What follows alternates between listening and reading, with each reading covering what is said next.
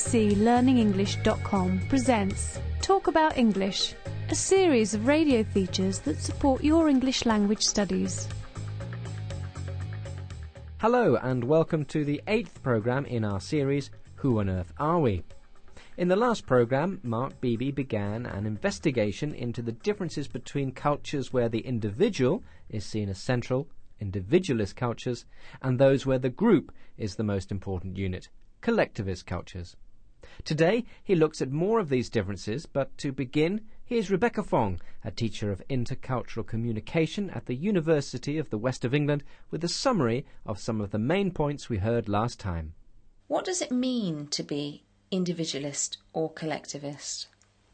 We've seen that in individualist societies there's a social pattern of people being linked very loosely. People are independent in these kinds of societies. Whereas in collectivist societies they tend to be a lot more interdependent, dependent on one another. In general, individuals in individualist cultures value autonomy, and their personal goals, as we've said, take precedence over group goals, and their personal emotions and their personal happiness are very important. In the collectivist societies, the group goals are more important. The norms, the duties, the obligations of the group are very, very important, and these are the things which people are expected to behave in accordance with. Rebecca Fong, summarising some of the main points from our last programme on individualist and collectivist cultures. Last time we also heard that it's very important to remember that cultures are not simply individualist or collectivist. Rather, cultures tend to have either more individualist or more collectivist characteristics. So, where does your culture fit on the scale between extreme individualism and extreme collectivism? To help you decide, Rebecca Fong guides us through some more of the main differences between the two, with help and comments from a group of people from around the world. Rebecca begins with the things people value. Some of the values that are upheld by individualist societies are individual freedom and choice, self-sufficiency, equality. And these tend to be associated with things like education and affluence and social and geographic mobility.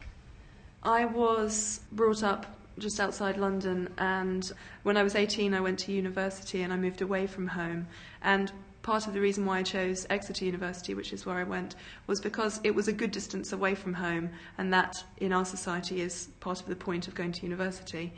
So I left home at 18 and I was out of university and qualified by the age of 22. And when I went to teach in Germany, there were lots of surprised faces that I was a teacher at the age of 22. Individualist societies tend to be more modern. People, as a function of education, have become more socially mobile and more geographically mobile as well. And the emphasis is perhaps a bit more on personal achievement, the affluence that comes with that, much more than on family values or group spirituality. In a society where you don't have the hierarchies of royalty and structures of that kind, you actually do seem to produce another substitute. And that substitute is wealth and possessions.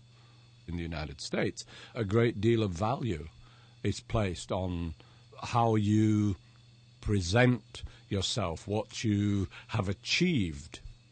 Collectivist cultures, on the other hand, uphold tradition to a much greater extent. Security is very important, and good social relationships are very important. And often religion and a belief in the cycles of nature is important. Religion is extremely important in India, even today, even with people who are very well educated. People, go to temples, they keep fasts, and they do it with lots of faith. When we read that, Christianity is now coming back into the West, we feel quite happy and smug about the fact, look, we never gave up our religion. We do ape the West, and that's one thing that has come about again due to the media, TV, etc. But where religion is concerned, we stuck, to our own traditions, and we just said, okay, in the West, if they don't practice religion, well, they are a materialistic lot. That's our stereotype of the West. Only interested in making money, not spiritual. And we are in fact now surprised that they're going back to religion, which we always had in our country. Hierarchy comes with this, the importance of seniority, the importance of respect for elders in a society. In the Chinese situation, the importance is about order. That means actually the hierarchy. Age plays a great importance. So the older people or the older generation are supposed to look after the young, to be responsible for just to bring them up, and also in a sort of appropriate manner. When the younger generation grows up, obviously they are supposed to look after the old. So in this culture, age always carries a kind of respect. The Confucius idea is that we need this hierarchy structure, but it doesn't just go one way. The old ones have the obligations to meet as well. So in Chinese culture, you find that the older people stay or live together with their children. Obviously, with the rise of this kind of nuclear family, this is disappearing. However, you still find that far more old people living with their children in China than probably compared in the West. I think there's a huge problem with loneliness for old people in Britain. As soon as they reach a certain age where they can't really work anymore, they often get shoved off into old people's homes, and we're quite selfish and don't want to have to worry ourselves about looking after an elderly person in the home. I think that's very sad, really. bbclearningenglish.com. Individualists value privacy. They can have it whenever they want, more or less. They can choose it. And so it's a very important thing. Personal space is something that is talked about an awful lot. But personal space doesn't really exist so much in the collectivist society. People learn to live within their groups, and they actually find privacy quite frightening. If you're a business person and you go to China on business, for example, you might find that from the moment you arrive at the airport until the end of your visit, every half hour is written down and scheduled. You're never left alone. This can be quite claustrophobic for people from individualist cultures, but collectivists believe that it's polite to be hospitable, to take you into the group and to look after you for the duration of your stay. And therefore you'll find yourself with very little privacy during your time there. I go to Morocco practically every year. I go there, I see my family, and straight away I get this overwhelming feeling of relatives who are fussing over you and cooking dinner and visiting you and giving you presents and asking you so many questions about your life, about what's been happening in the past year. Did you succeed in your studies? What's been going on? Almost the whole holiday you are entertained, so to speak. One day you're going here to visit these relatives, the next day you're driving 50 kilometres to go to another town to see more relatives, and then cousins and aunties and uncles. Every single year there's something going on. One cousin has a baby, another's getting married, so there's parties, there's weddings. It's an absolutely crazy atmosphere. In individualist societies, people believe themselves to be in charge of their own fate, in charge of their own lives, and they want also to be in charge of their own love matches and love relationships. So it's up to them who they fall in love with and who they marry, and they can choose to end relationships. Collectivists, on the other hand, often, but not always, have some social obligations as to getting married in the first place. Usually they are expected to get married, whereas the individualist has more of a choice of whether to marry or not. Ideal marriage in Japan, for our generation anyway, had been you quit your job as soon as you get married. And then once you get married, you are supposed to have children. In Japan, you really don't have individual privacy. So my situation was I got married quite young, as soon as I finished the university. Otherwise, you are not allowed to go out with boys. So you had to get engaged. And once you engaged, well, people start asking, when is the wedding? When is the wedding? So you rushed into wedding, and after the wedding, phew, now you are supposed to have children. And the people started asking you, when you get pregnant, you are not pregnant yet. So somehow you were pressurized that you have to prove you can get pregnant. Not only is a collectivist often expected to get married, but sometimes other people in the in-group, the family or the extended family, will have a hand in who they marry.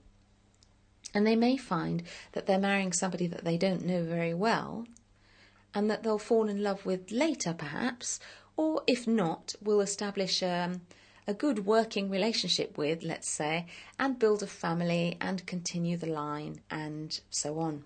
This can seem very strange indeed to people from individualist cultures. Rebecca Fong ending our survey of some of the differences between individualist and collectivist cultures.